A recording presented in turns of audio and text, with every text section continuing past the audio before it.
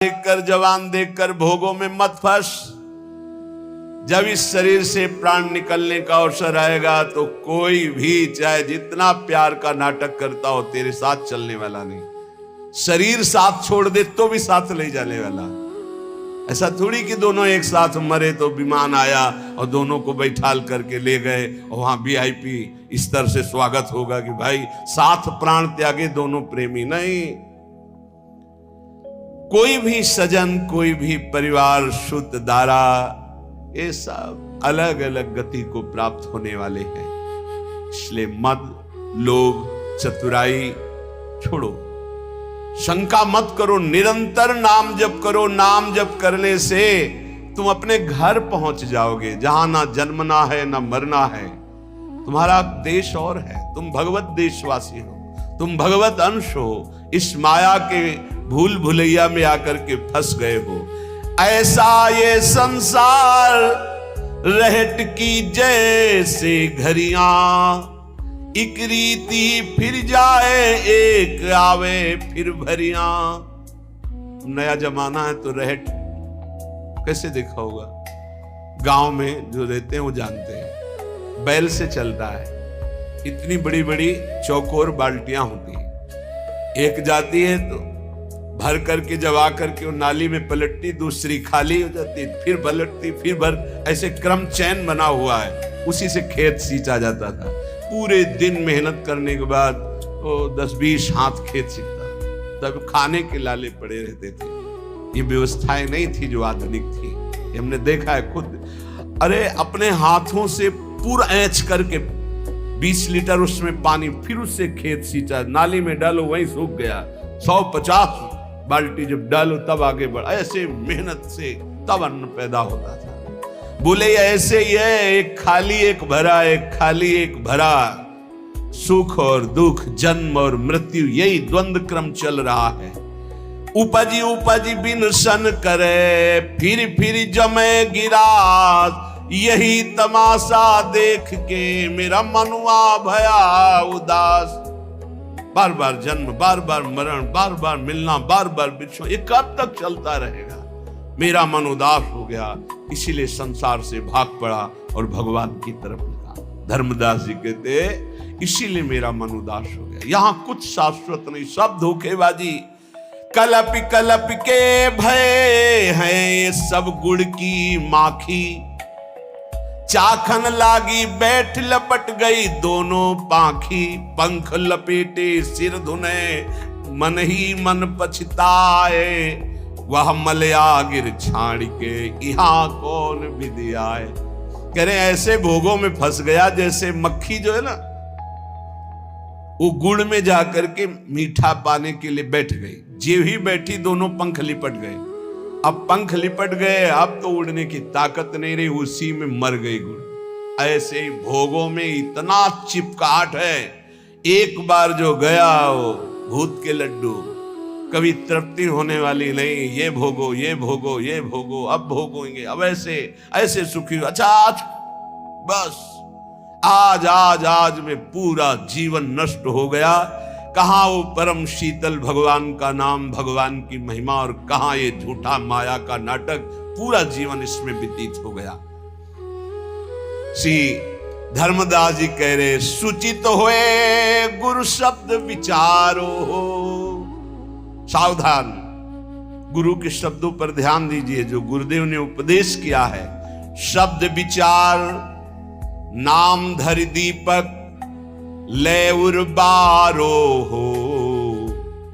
नाम मिल गया है, नाम रूपी दीपक, उसको प्रज्वलित करो। राधा राधा राधा राधा राधा राधा राधा।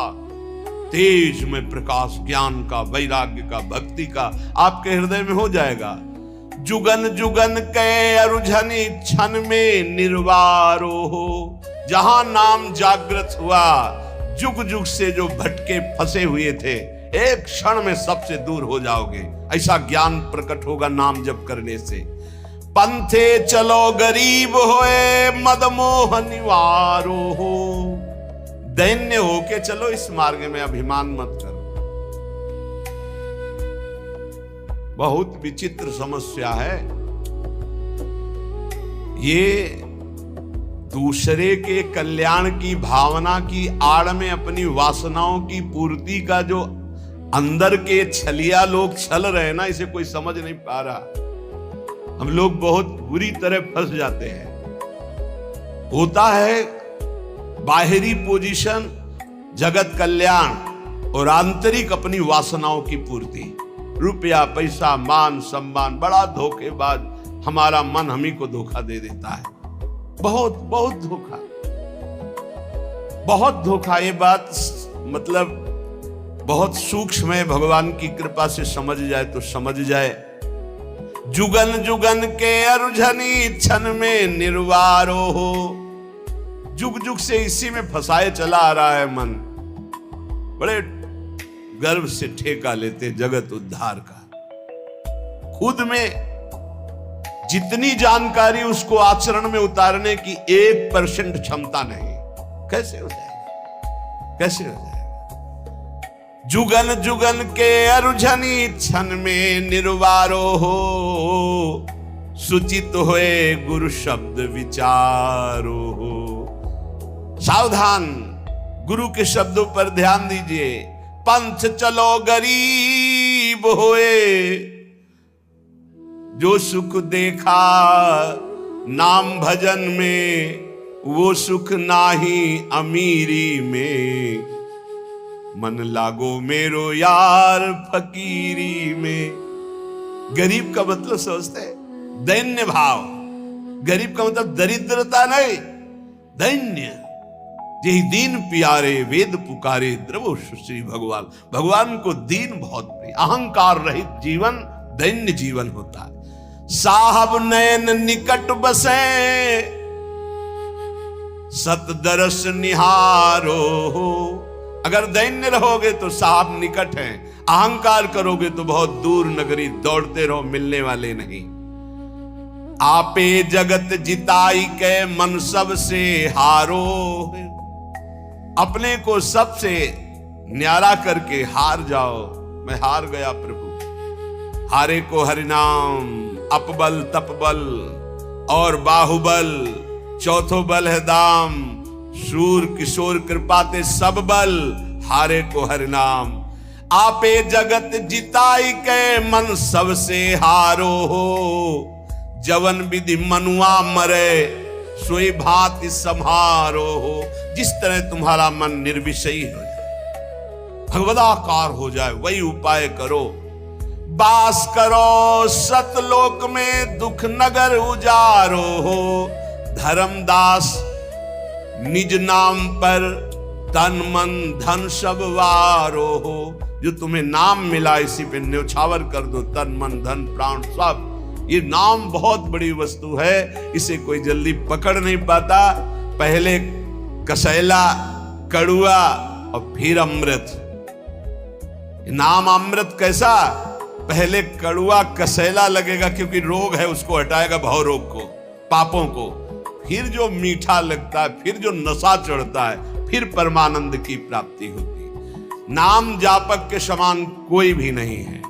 एक बड़े दानी, धर्मात्मा, तीर्थादि अवगाहन करने वाले, उनका जब शरीर पूरा होने को हुआ तो महापुण्यात्मा नरेश थे। बताया गया कि पुण्यात्मा के पास धर्मराज बहुत शांत स्वरूप, सुंदर रूप रख के आते हैं। वो पापात्मा के लिए यमदूत आते हैं और भयानक रूप रख करके आते हैं। तो ये पुण्यात्मा राजा थे, बड़े धर्म से चलने वाले, बड़े, फिर भी चूक हो जाती है। हिसाब किताब जब होगा तो केवल इतना भगवान ने आदेश किया था युधिष्ठिर को, जीवन में कभी असत्य नहीं बोले थे। कहा था कहो अश्वत्थामा हतो, मारा गया अश्वत्थामा। द्रोणाचार्य जी चिंतित हो जाएंगे, इतने में काम हो जाएगा। उनको झूठ कैसे बोलूं?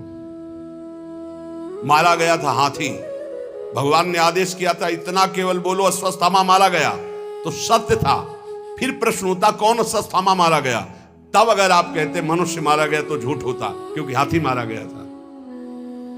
तो आपने अपनी तरफ से लगा दिया नरो वा कुंजरो, संशय है। तो झूठ बोल दिया। तुम जानते हो हाथी मारा गया था, नरो या कुंजरो क्यों बोल दिया? एक गुरु और भगवान के एक शब्द के आगे अपनी बुद्धि नहीं लगानी। इतने के लिए नरक दिखाया गया था युधिष्ठिर जी को, इतने के लिए। अगर भजन से भगवान की प्राप्ति नहीं तो अपने लोगों को क्या होगा? है छुट्टी ही नहीं मिलेगी, बेले नहीं मिलेगी। बने रहो, उसी में बने रहो। बड़ी कृपा है अभी जो सत्संग मिल रहा है। नाम जप कर लो, नाम जप से ही मिटा सकते हो, पुण्यों से नहीं। पुण्यों का प्रभाव है। देखिए, जब नरेश का शरीर शांत हो गया तो पुण्यात्मा के लिए बड़ा शुभ रूप धारण करके स्वयं धर्मराज जी आते हैं। पर कुछ न कुछ दुष्कर्म तो हो ही जाते हैं, चाहे कोई इतना बड़ा पुण्यात्मा और धर्मात्मा हो। संयमनी स्वामी धर्मराज बड़ा सुंदर रूप लेकर के आए और उनको आदर के सहित, सम्मान के सहित ले गए। भूल तो सबसे हो जाती है इस भूमंडल पे। राजा ने जीवन में धर्माचरण किया था, पुण्य, तीर्थयाटन, दान, ये सब कुछ पाप हो गए थे। धर्मराज जी ने वहां जाकर के कहा किसी भी तरह का कोई भी इनको दुख न पहुंचने पाए, पर नरक इनको दिखाना पड़ेगा। केवल दर्शन कराना है नरक का, क्योंकि इनसे पाप बन गया है। पर देखो देखो, पुण्य अलग है, पाप अलग है, उसका भोग भोगना। भजन एक ऐसा है जो पुण्य पाप दोनों को विध्वंस करके भगवत प्राप्ति का। इसीलिए नाम नाम बार बार कह रहे, नाम पूरे सम्मान के साथ सुख पूर्वक नरक मिले। इनको कष्ट नहीं होना चाहिए, कष्ट दिखा दो केवल।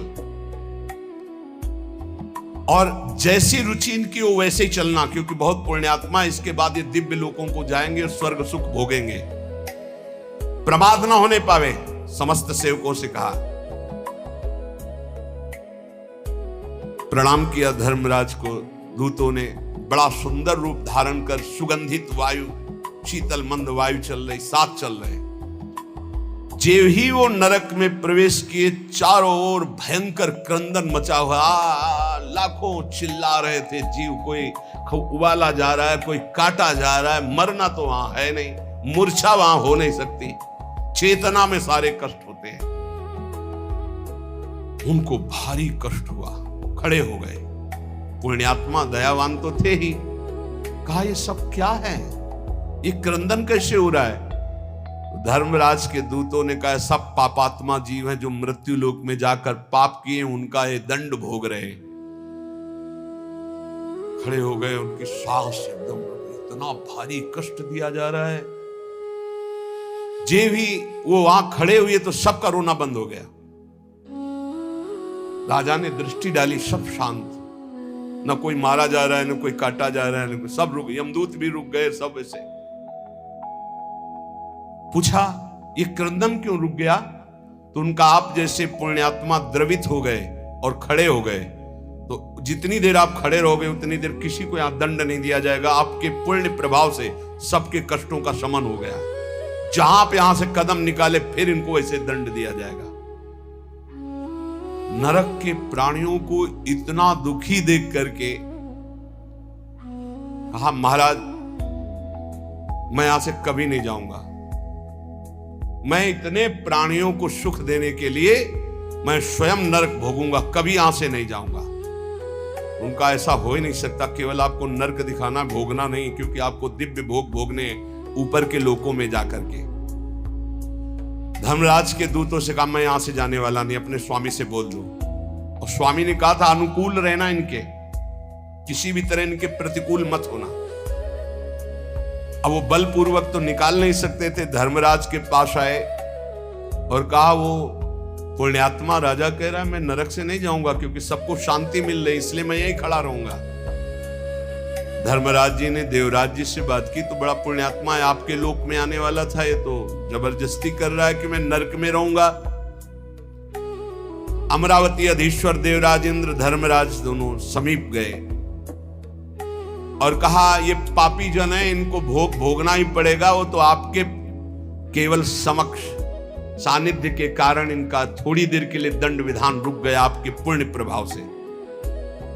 तो उनका मैं अपने मनुष्य लोक के समस्त किए हुए पुण्य, तीर्थयाटन, धर्म फल समस्त नरक के प्राणियों को प्रदान करता हूं, ये सब मुक्त हो जाए, मैं अनंत काल तक नरक भोगूं। दंग रह गए धर्मराज और देवराज इंद्र।